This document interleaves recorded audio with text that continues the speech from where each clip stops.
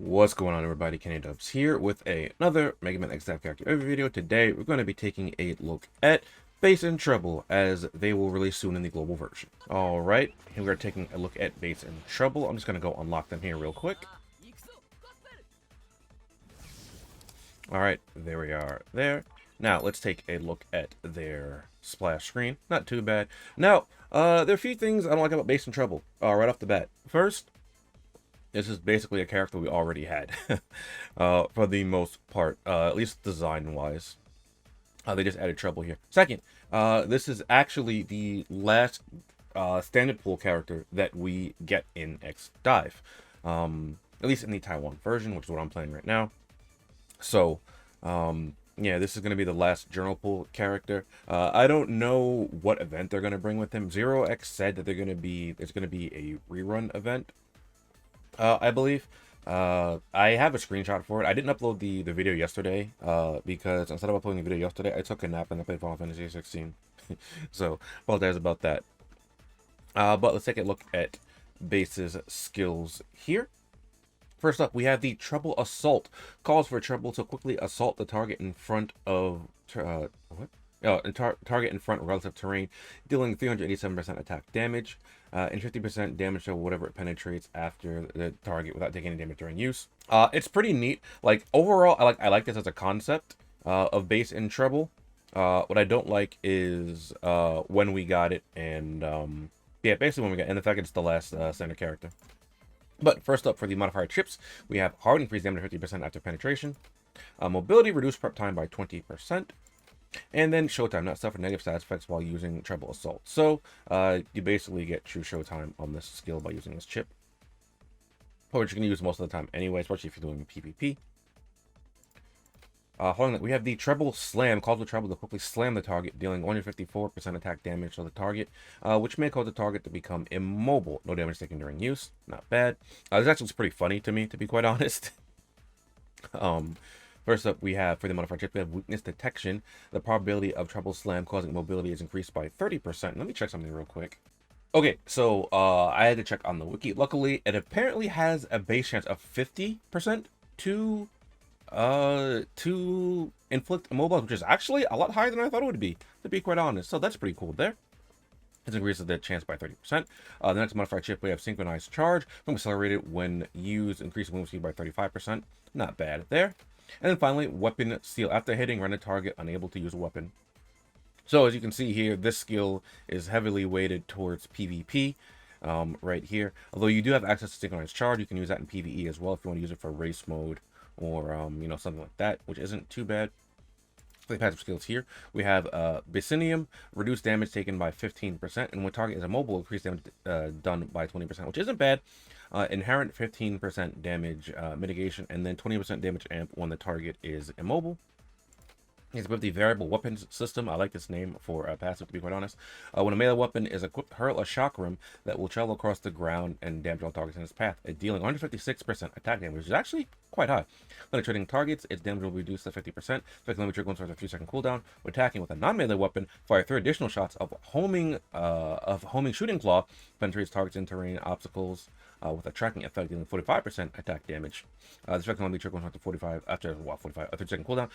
This one seems a lot weaker. However, you do have to keep in mind that it's shooting 3 of them, so it's a bit more. It's more than 45%, right? Because there's 3 of them coming up to deal damage. This one is pretty interesting. It feels, again, this feels kind of really lazy to me, because the chakram is just the same as Bass's heal rolling, or Hell's rolling from Bass Cross Megaman, or Bass Double Cross. And then the homing, like shooting claws, which are the same from Bass GS from that. So following that, we have Weapons Expert, which is another passive that I like. When you equip a Buster and a melee weapon at the same time, increase damage deal by 30%. When Treble Assault or Treble Slam hits, it will inflict slow to the target and reduce movement speed by 50%. That is a huge slow. Triggers off either skill. You have a 30% modifier here just for equipping a melee and a melee and a buster weapon, which is quite nice. It also lines up very well with this, so you have access to both effects immediately. But this combination is just very, very good to have as well, because it's so basic and easy to get use out of with cards. Following that, we have Animosity. Now, when using a skill, gain a shield that can withstand 105% attack damage. Effect can be triggered once more after a second cooldown. Get a preventive shield that protects you from all negative side effects when you use Treble Assault. This one, again, is interesting because I'm pretty sure Animosity is also the name of the passive for Super Base. And it may be regular base as well, where if you you have a chance to get iframes when you hit something, just when you either hit something that has iframes or you get hit. So it's interesting that they have the same name here and then gave it a shield, a pretty potent shield at that. Unfortunately, it can be stolen, but you know, I mean, it is what it is. And we have combative at heart here. After using Treble Assault or Treble Slam, you have a chance to gain damage enhancement status. It cannot be removed, which is fantastic. Dealing 15% more damage and stacking up to 3 levels, which is great. That's actually a pretty good stacking effect right there. Stacking up to 45% additional damage amplification. And the two generated by Animosity with too much damage and collapses, get a defense enhancement status, reducing damage taken by 40% and making Treble Assault usable. So this is kind of like the base GS, not base GS, the base double cross kind of thing here, where if it takes too much damage and breaks, specifically takes too much damage and breaks. So what that means is, if it gets stolen by, say, Dev Armor Zero's passive, Grudge Axe, or Miracle Blade Saber, you don't get the secondary effect of this. So that's quite bad for that in particular. So it would have been much better if this couldn't be taken away. But I mean, I feel like it'd be a little too good at that point, because then the only thing you would be able to do is you would have to break it, forcing this to trigger. Also, your defense enhancement status can get taken away too. So I mean, there's that. But I mean, there's not much you can do about that. Other than that, he does have DNA, I believe. Yes, he does have DNA. I don't know if the DNA will be available with him. I assume that it will be, because I'm pretty sure we got S-Class Hunter X with his DNA, if I'm not mistaken. Actually, I don't even remember, to be quite honest. But we have other characters with DNA, so I believe we should have DNA for base and Treble. But in case we don't, as per usual, I'm going to cover it here. First and foremost, Buster's ability, which is taken by 20% when equipping a Buster. Not bad there. Enhanced Treble Assault. Increase the number of Treble Assaults you can perform by 1. So that gives you 3 Treble Assaults, I believe. Oh, no, I think you get 2 Treble Slams. Okay, so then you get 2 Treble Assaults, 2 Treble Slams, I believe, off of that. And then the Strong are alone. Sure, it is. Sure is lonely on top of Mount Silver. Smile. The prep time for Shield of Animosity is reduced by 30%. Increases damage when hitting a target that's been slowed by 20%. So more damage amp there, which is quite nice. Although this one's specifically on a slow target instead of a mobile target. And the prep time for Animosity is reduced by 30%. Well, no, the prep time on this anyway. 8 seconds, so about a third. Okay, that's not too bad. But again, you have to hope that your shield doesn't get stolen. But this does trigger when you're using a skill, so that's actually very, very nice, as opposed to when you're getting hit. I think I like that a lot more, because you can more easily control when the shield goes up. Anyway, let's move on to see some weapons that might pair well with base and treble. Alright, so here we are taking a look at some weapons, and because base and treble really likes Buster melee weapons, as per usual, we'll be covering those first anyway, but Buster melee is always just a nice combination to have. So first up, we have the Sniper Buster. Sniper style Busters are going to be very good options. Sniper Buster I always recommend, because Sniper Buster is pretty free-to-play friendly. It's not the best in terms of Sniper Busters, but once you get to research level 8, you can just make these on your own. So, it's pretty good there for that. Other than that, we have the Destructive Laser. Destructive Laser is actually a limited weapon, so you won't be able to get this from the capsule all the time. And some things it does have are quite nice. It has a faster reload. It has a split shot, so it has a chance of splitting into 3 rounds after it hits a target. And as you might notice here, a little bit weaker than the Sniper Buster, but it fires a little bit faster. And I think it reloads a little bit faster as well inherently for that. It also has target lock to increase the damage a little bit more. Following that, we have the Explosive Bolt. Explosive Bolt is probably the best Sniper Buster in the game. What it has access to, it is really good. It has the highest range for the bust. I think the busters in general has the highest range. I'm not sure if it has the is it highest? Yeah, I think it's the highest range in general for busters. It also has access to a few hidden skills that are really good. Player killer is always what I recommend, because player killer, you don't have to like do too much setup for a player killer. Because as long as you're in PvP, 12% extra damage. However, penetration does have higher damage potential output. However, it requires you to be a bit more knowledgeable about using the weapon and aiming it, using manual aim, things like that. Because to get full use out of penetration, you have to be able to bank your shots correctly. And some maps aren't really suited for that, depending on where you're taking the engagement. Might not be the best for that either. So, and banking shots, they ricochet off of the terrain, is what I mean when I say that, because I realize that I frequently just say that, but I don't cover that you can actually, like, the shots actually ricochet off of terrain quite a bit there. So, figured I should probably mention that at least once. Next up with the Hawk Precision Buster. I don't like this weapon all that much. I like it in practice, but like I like it on paper, but in practice I don't like it all that much. The short version is it has a unique buff to it. If you hit a target in mid to long range, you get access to a buff that allows you to pierce terrain when you have it at 4 stars. And that's good, except you have to hit the target first in mid to long range. So, in order for you to pierce terrain, where you would want it to, we want to trigger this, you're like, all right, well, I want to pierce terrain off the bat, you'd have to get a hit in preemptively, and then you can pierce terrain afterwards. So, there's that. I think it would be a little too good if you could pierce terrain off rip, but I mean, just let it do it, dude. We get so many broken weapons as it is. Give this weapon something nice. This is also a limited weapon as well, so much like the destructive laser, you won't be able to get this all the time. Finally, we probably have the buster that most, if not everyone, is going to be using, the Ultimate Blast. Ultimate Blast is probably my favorite buster in the game. I like the design of it. It's a really good weapon. It has so many good things going for it. Berserk Shot doubles the damage you deal with your shot. So instead of dealing 34% to 64% attack damage per hit, it also has a chance to chance to afflict Immobilize. It ignores terrain, much like the sides will, and it has a laser as well here. Laser right here. And here's the ignore terrain. I want to say ignore terrain like the sides will. Like this part right here specifically. The laser and the shot will still auto aim in state of confusion, or if auto aim is turned off in the settings, it will still auto aim. It does not matter. This weapon is just like, no, I don't care what you say. I'm going to do what I do. So following that, we have moving on to melee weapons here. We have the Nightmare. Nightmare is a fantastic weapon. Short version of Nightmare is you swing it around, you get attack buffs. That's it. You don't have to hit anything. As long as you're swinging it around, or if you're hitting something, you will get a stackable attack buff up to 5 stacks. I'll give you about 15% attack damage. More than 15%, but all you have to do is swing the weapon around, so it's very useful for that. Ancient Relic is an option, I guess.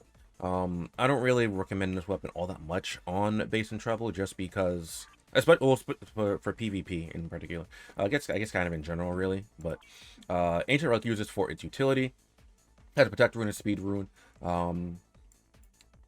Base and treble already have access to speed boost and a shield. And his shield is much stronger.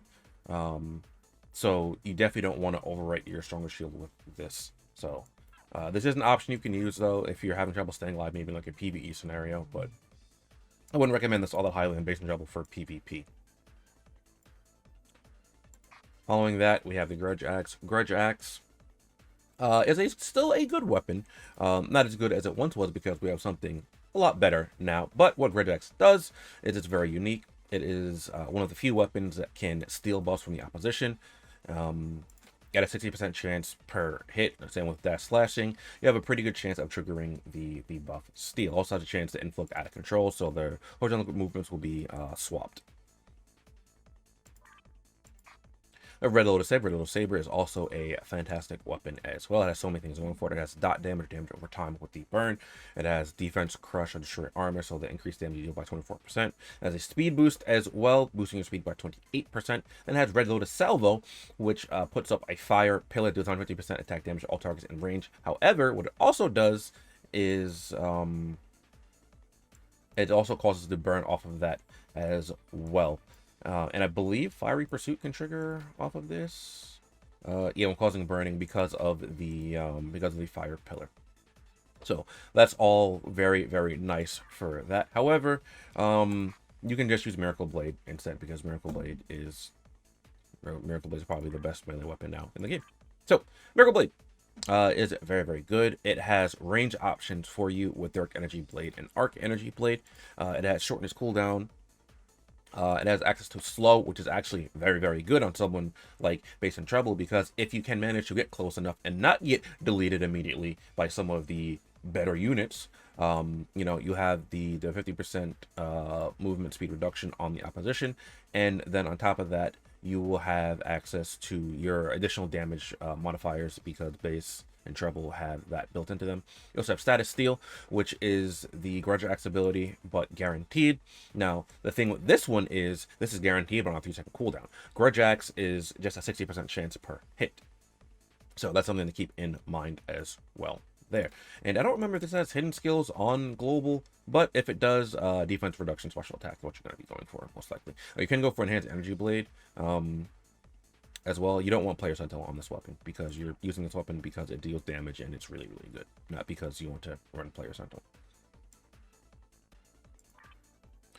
Other than that, you can run something like the Sides Will if you really want to, though I just recommend Buster Melee, because he inherently likes Buster Melee, and Buster Melee is just really good on him. However, the Sides Will, if you want to go more zoning, the range on this is a little bit longer than the Ultimate Blast, but I mean, you're still doing functionally the same things with them for the most part.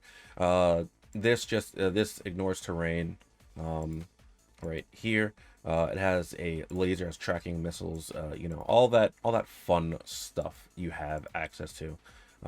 Those of you that know about the Sides Will and PvP, many of you don't like it, but it's just a good weapon. So you could also use Starbright Cannon. I wouldn't really recommend Starbright Cannon all that highly, to be quite honest. It's a decent option if you don't have anything better. Starbright Cannon, it has a is it here? It has access to, is it restriction off? I think it's restriction off. Yeah, okay, so it has access to interference. It also has complete penetration, rapid reload. Cyber Cannon actually deals a bit more damage than the Sides Will, but the Sides Will, as you can see, has quite a bit longer range to deal with. So you might not, the additional damage from this might even matter all that much. You can use it, but I just think the Sides Will is just much better for PvP. You just use this instead of Starbright Cannon. But if you're using something else, using it for something else, you can do use Starbreak Cannon. I just think the Sides Will is much better. Something I forgot to mention, Cannon God, if you're really on a budget, Cannon God is just the Sides Will at home. There's really no other way to describe it. It's just dollar store Sides Will. It has access to terrain piercing with complete penetration here at 4-star. It can inflict immobilize, so that could actually be decent for Bass and Treble, but just use a better weapon instead, if you have access to a better weapon, that is, for PvE. Finally, on to the card section here. Just basically like the basic stuff here, even more of the basic stuff. Well, I say the basic stuff that I tend to recommend, you know, your player killers, your Buster Melee hybrids, just things like that, because base, you might as well just hard lean into that for this. And because we're gonna most likely hard lean into that, first off, I'll mention the M. Bison card. M. Bison is part of the Street Fighter collab, so if you missed that, you probably won't have access to this. But that's Player Killer 2 on it. You can stack it with itself, so you can access to the Player Killer 2, Player Killer 3. Also, the Akuma card. The Akuma card has Master of the Fist. Again, you can stack this with itself. However, you know, this is from the Street Fighter event as well, so if you don't have it, you just can't get it anymore. But worth noting, this stacks with any level of player killer because it does have a different name. And then down here, we have the Elite Hunter combo. Elite Hunters comes from the guild, so hopefully you've been lucky with your RNG to get this. But Buster double amplification, double adaptability, that's why it's so good. 18% damage amplification and 18% damage mitigation. For this reason, I say 18% is because you stack it with itself. You see it triggers off of blue, blue, red. So you plop one Elite Hunter at 5-star. Oops. One Elite Hunter at less than 5-star, so you get your 18% right there. And then you plop in a red card for that next to it. I'm also going to mention the Twin Heroes card. Again, I don't have that on this account. I have a screenshot of it in. You can't get that card normally. You either had to have bought it on the global version or had to have been playing when it was available as a monthly reward, multi-activity reward. If you don't have that, don't worry. There are a few other red cards you can use for that. First up is the X and Zero card to give you Buster adaptability. I would recommend this one a little bit less, but I mean, if you have it, you can use this. I believe this was a monthly activity rewards card as well, at least on the Taiwan version. I don't remember how to get it on global. But you can make use of Access Memories. Access Memories is also free-to-play friendly, much like the Elite Hunters combo, because you can get this from the Deep Recorder. That's why, as you can see here, I have quite a few. I have 2 max copies and a bunch of others. Buster Amplification 3, increased damage by 8% with a Buster. That's all you really care about. You don't really care about the Mobilize Resistance. Yeah, if you don't have it at 5-star, you'll be at 6% instead. But yeah, it is free-to-play friendly. Few other options down here as well. The Life Aura card for Player Killer 2. Player Killer 2 stacks with itself, so you go a 5-star copy, a less than 5-star copy, so then you have 18% on the Player Killer option there. You get this from the tokens, from the token shop, as well as the Sigma X4 second form card. You can't stack with this one with itself, but it gives you access to Player Killer 2 here as well. And you can also get this one from the token shop. If your RNG is less than stellar, you can make use of the Guild Development card. The Guild Development card does have access to double amplification, much like the Elite Hunters, but it doesn't have the secondary skill that you care about. Again, though, you can stack this with itself. You go green, green, and then plop a yellow card onto this. You'll still get slightly less damage. You'll get 4% less damage because you'll get 14% instead of 18%. But that isn't too big of a detriment overall damage-wise. You just miss out on the damage mitigation of this combo. And I don't remember if I mentioned this, but you get this from your guild as well.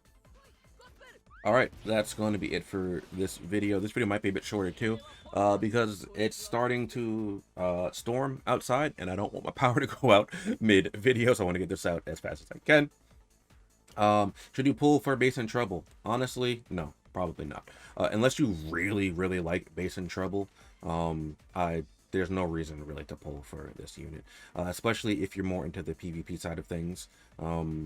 There's just a lot better units coming. Hell, there's a lot better units out already as it is. And that's why it makes me very upset that this unit came out when he did, because not only was this the last general pool unit that we got in the game, there was like a 7-month period between this unit and Nana, who was the previous general pool unit before we got another one for that year, right? Like a 7-month period, and then we get something that isn't as that, it's just like, I don't think it's bad, but just like compared to the other stuff we have, it just feels kind of lacking, Also feels kind of, it also feels really lazy because they just repurposed bass and added treble there. And I don't really mind all that much about the laziness because we've been getting lazy for a while, but that's the discussion for a different video. Anyway, yeah, hopefully you guys enjoyed. If you did, be sure to like, comment, and subscribe. Help the channel grow, show me doing the content. I'd like to throw a quick shout out to my YouTube channel members and my patrons. Thank you for supporting me, allowing me to do what I do. If you'd like to support me as a YouTube channel member or as a patron, you can find the information on do that down below. You can get various benefits in the process of seeing videos early and things like that. And I'll catch you guys next time. Later.